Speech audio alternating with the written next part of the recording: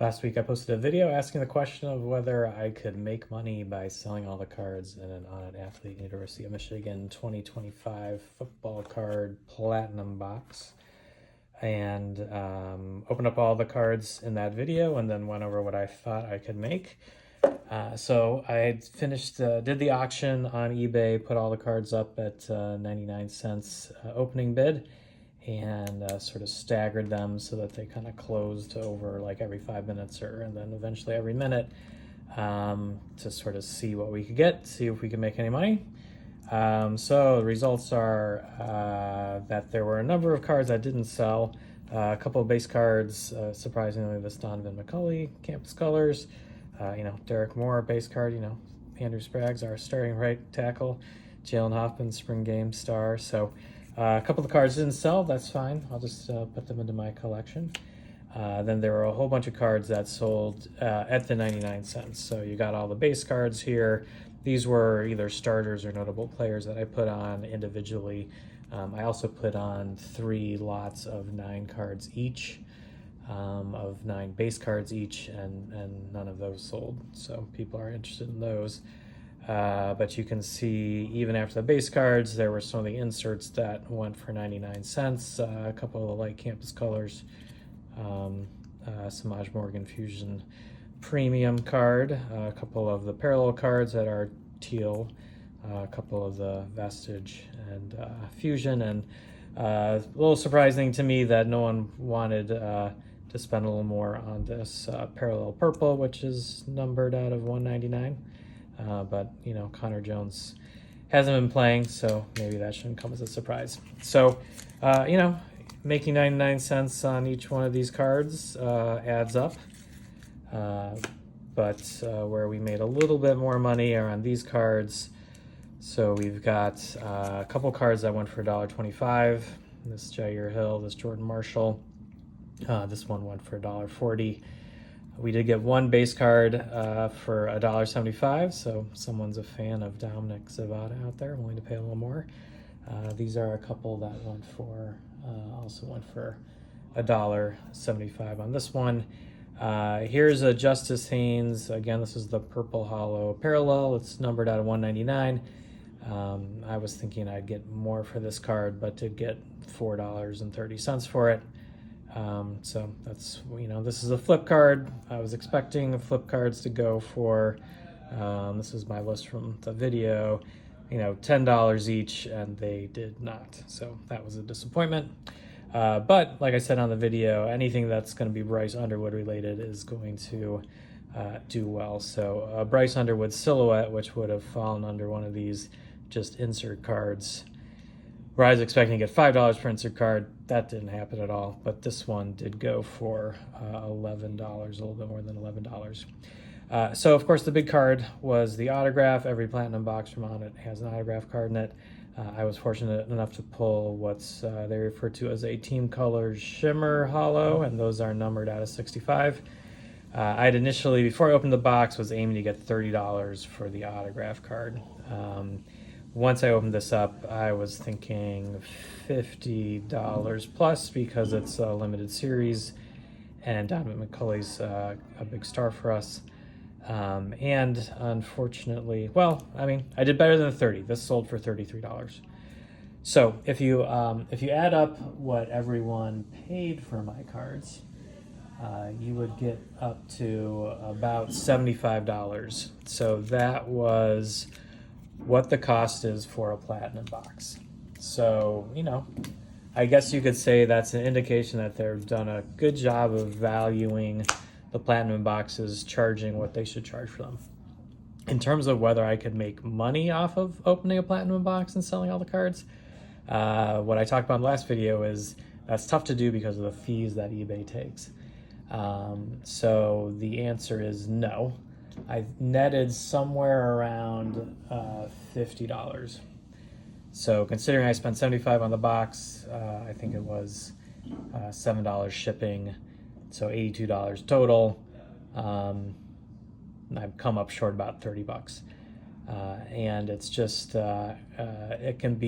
it's just tough with the with the eBay fees coming out. Like if you take one of these cards that costs that someone paid 99 cents for, they then also agreed to pay $1.32 in shipping. So and then there's sales tax that they pay, and then there's some states that charge an extra, what they call like a retail services fee, which is basically some states, because of online shopping involving a lot of shipping and taking up the roads, charge an extra fee on shipments. That's like 28 cents for whatever state some people are buying from. So the person who bought this card for 99 cents paid $2.78. Now, eBay takes its fee off of that $2.78. They do not take their fee off the 99 cents that I charged. So as a result, I'm netting for one of these 99-cent cards only about 32 cents, so not even a third. Now, there were a couple of buyers who bought a number of cards, and what I'm going to do is combine shipping for them and refund what they overpaid in shipping. And that, I think, will end up in some amount of refund for me. But on the flip side of the shipping, I use what they call eBay standard envelopes, which cost $1.32. And if they are good for orders up to $20. So this card that sold for $33, I couldn't use the eBay standard envelope, and instead of paying $1.32, I have to pay $4.41 to ship this card out, even though the buyer only paid $1.32.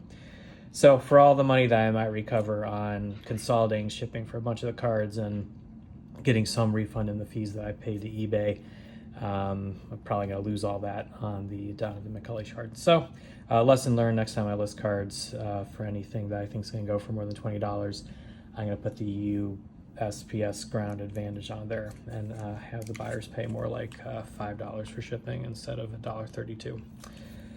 So it was an interesting experience for me. I'm happy that a bunch of people who are fans of Michigan and fans of these cards will be able to add some stuff that they're looking for to their collection. I think they got a great deal on every card, even the Bryce Underwood card at $11.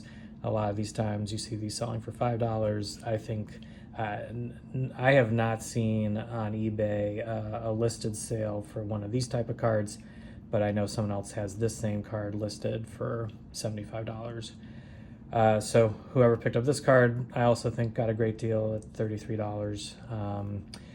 So my thoughts are, the other thing I'd point out is, it took me hours to get these all listed on eBay, and it's going to take me a little bit of time to get them all shipped out. So certainly from a time perspective, a money loser as well.